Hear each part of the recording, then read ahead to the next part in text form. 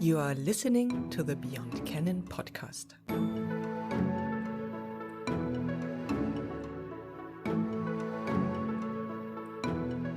Dear friends and fellows, dear people who are interested in our Beyond Canon podcast, it is my great pleasure to welcome you to our new episode.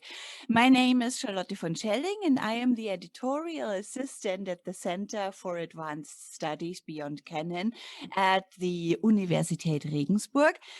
And of course, it is also my great pleasure to welcome our new guest for today's interview, who is Dr. Garrick Allen. Since December 2020, he is a senior lecturer at Glasgow University. So welcome, Garrick. It is so nice that you agreed to do this interview with us. And it would be great if you could just tell us yourself a little bit about your biography. Sure. Yeah. Thank you very much for having me. I'd much rather be in Regensburg in person. It's a lovely place to be. So hopefully someday we can move around again. It will be nice. I work at the University of Glasgow now, as you mentioned, for about a month now. My family and I are settling in here and enjoying it quite a bit. I'm originally from Snohomish, Washington. There's a small farming village north of Seattle. It's not that exciting.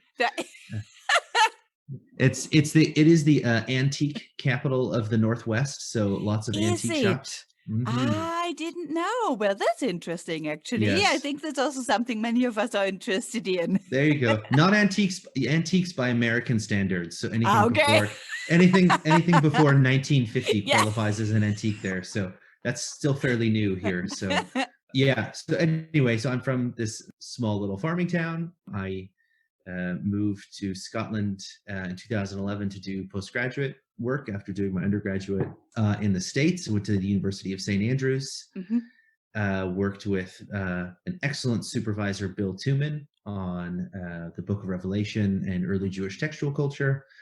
And from there, went to Germany, to beautiful Wuppertal, with the Schwebebahn, which I really like. This was nice. I went with it also once, and it was as if you were riding right into people's living rooms. Yes. Yeah, we lived close right to the houses. We lived just next to the Schwebebahn, but over it. Wow. So people couldn't see into our windows. So that's good. That was nice. But I worked with Martin Kerrer there on his Editio Critica Maior project on the Book of Revelation. And one of my favorite things I did in Wuppertal was I played baseball for the Wuppertal Stingrays in the German Landesliga, the NRW Landesliga, which was a very fun time. That's interesting. We also have quite an accomplished baseball team here in Regensburg too, but yes. I'm sure you know about that. Yes, you do. Bavaria and NRW are strangely really interested in baseball by European standards. So for whatever reason, it was a lot of fun. I know where it comes from. Yeah, I'll take it. It was good to do.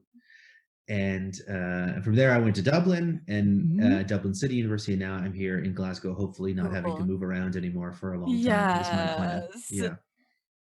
So thank you so much. That was very interesting. But of course,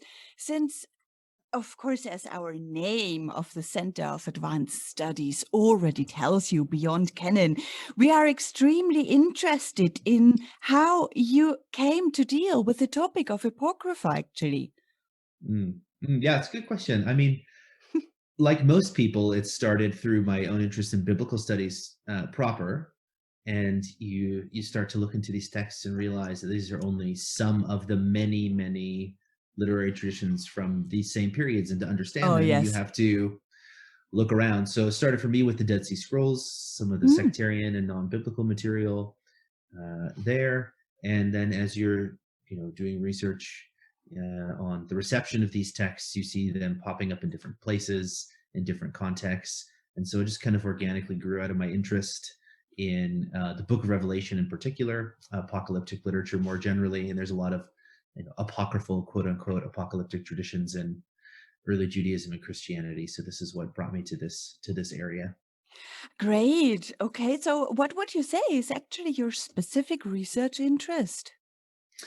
Yeah, it's another tough question. If you Yeah, could put it shortly, I don't know if that's possible. Sure. Yeah, there's probably two main strands of my research. One is on the composition and practices of writing and making literature in early Judaism and Christianity. So focusing largely on the Book of Revelation, but other traditions as well. And then I'm really interested recently in manuscripts and paratexts of all kinds, particularly Greek manuscripts from antiquity onward. So there's a really interesting, the research I'm doing now is not entirely in line. It's a bit out of step with a lot of the other researchers at the center and the work that the interesting work that they're doing. But I still think it contributes to this larger idea of beyond the canon in some way. Yes, I'm sure about that.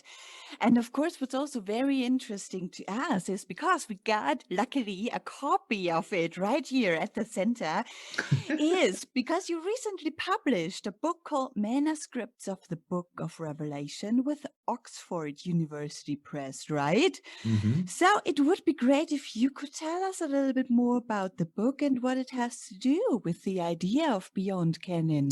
Sure.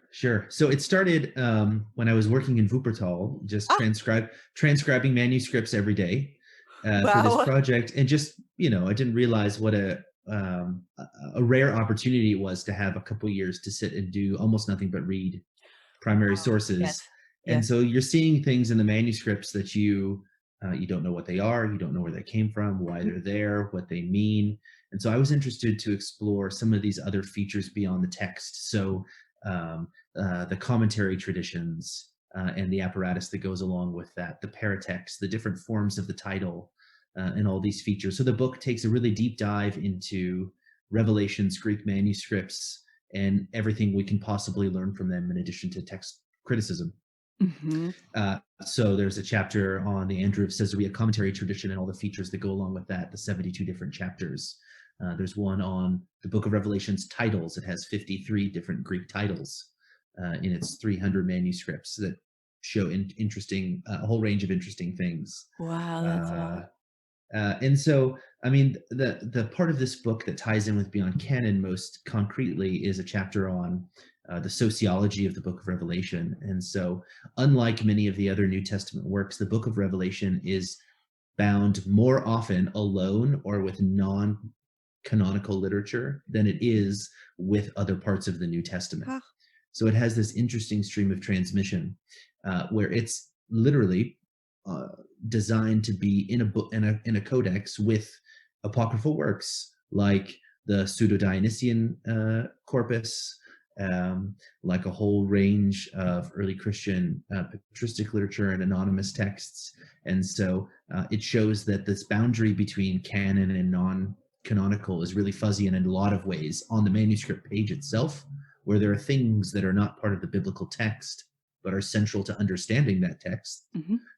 But then also these other larger works that it's set aside. And so it helps us to see that this boundary is porous and fuzzy and changes, and that this has interesting ways for how we interpret a strange book like the Book of Revelation.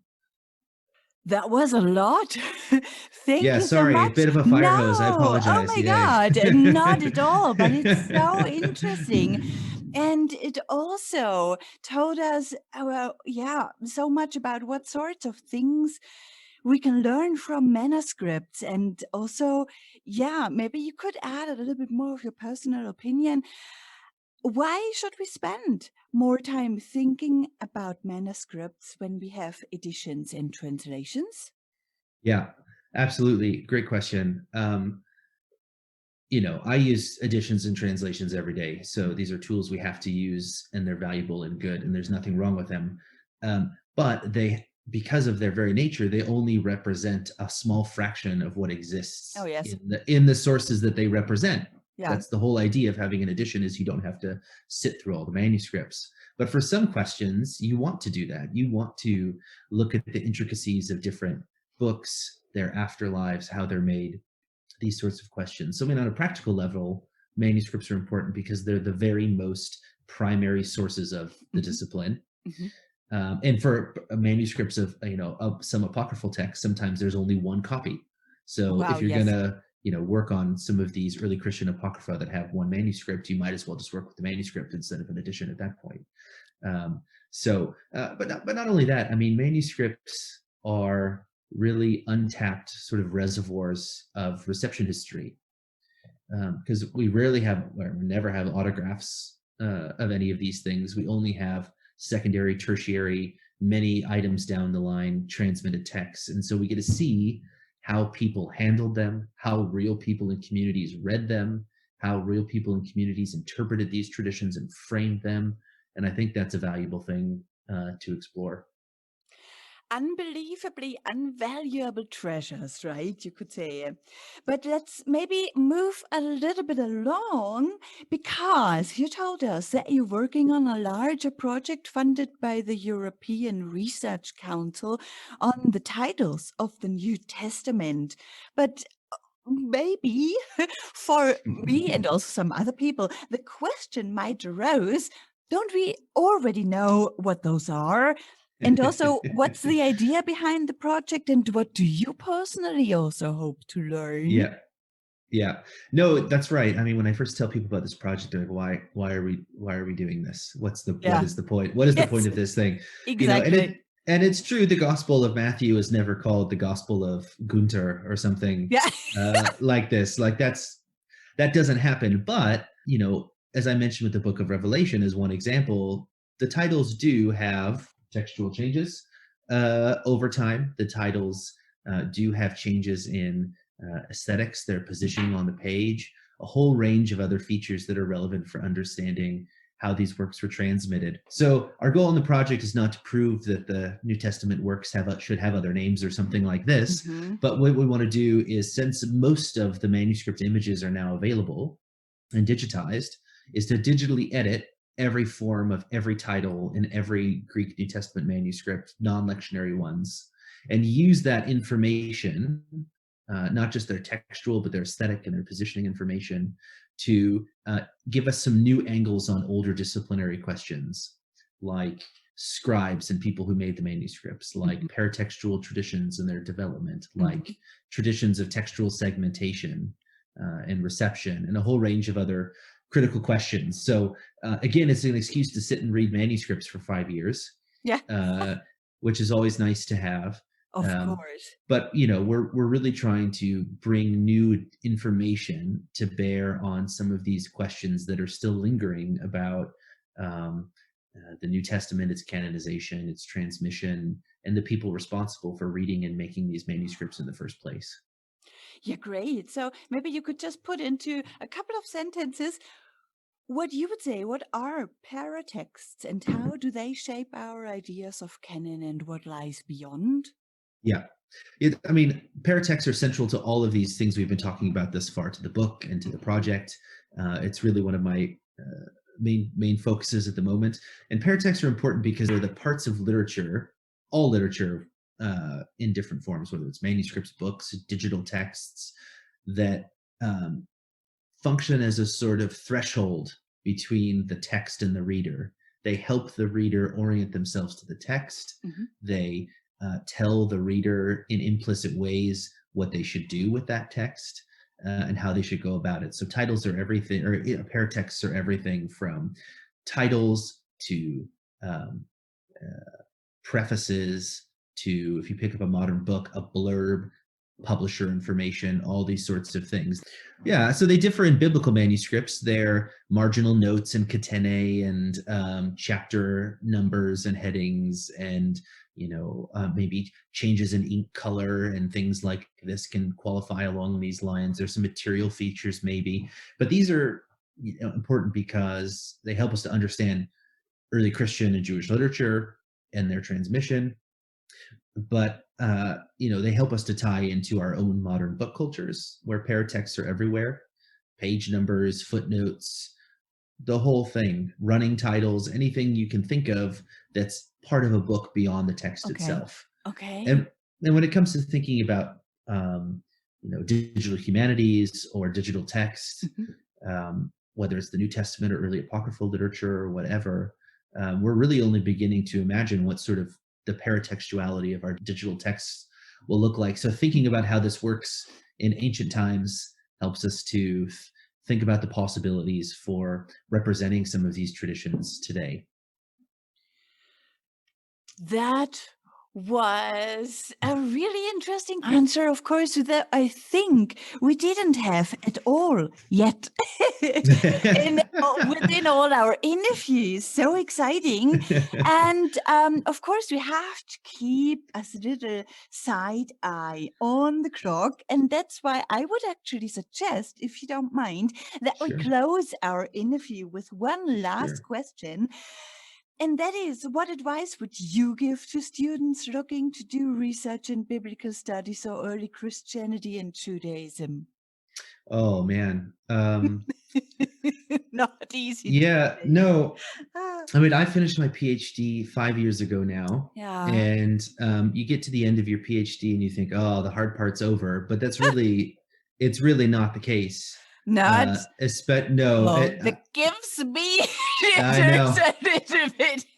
I'm I still know. stuck within the process. Exactly. It keeps going. So one thing I would say is if you don't enjoy doing the PhD, you probably would enjoy what comes after. Yeah. So if you don't love it and you don't love your topic, don't do it. If your family's not on board, don't do it. You know, if you're independently wealthy, go for it. No. I But would if you say ever, so too. yeah, if you ever want to be rich, do something else. But you know, if you love it and you're really interested, go for it. You know, if you can find funding, that's great. If you find someone you want to work with who's interesting and thoughtful and engaged with their students, that's good. It's hard to gauge that in advance. But if you're really smart and have a really interesting topic, come to Glasgow and work with me instead. That would be very fun. Or Regensburg. Oh, yes. That would, yes, absolutely. Keeping up our interconnectedness. So Absolutely. after all that we've talked about, mainly you, of course, I think that your students must be very, very lucky to have you in Glasgow. I wish them all the best. And also to you, of course. So let this be your final station in your curriculum. And it's a great city. And of course, after all this pandemic problems maybe loosen up a little bit, we would love to see you in person here at the center in Regensburg again. So it was so nice to have the opportunity to see you at least digitally on the screen right now. Thank you. you for being so open to be a partner at our interview here. Yeah, and I think that's it for today, at least. Keep us updated what your new projects are, and maybe there's another chance to make another episode with you. Thank you so, so much, Garrick. Thanks for having me. I appreciate it. Thank you for listening to the Beyond Canon podcast.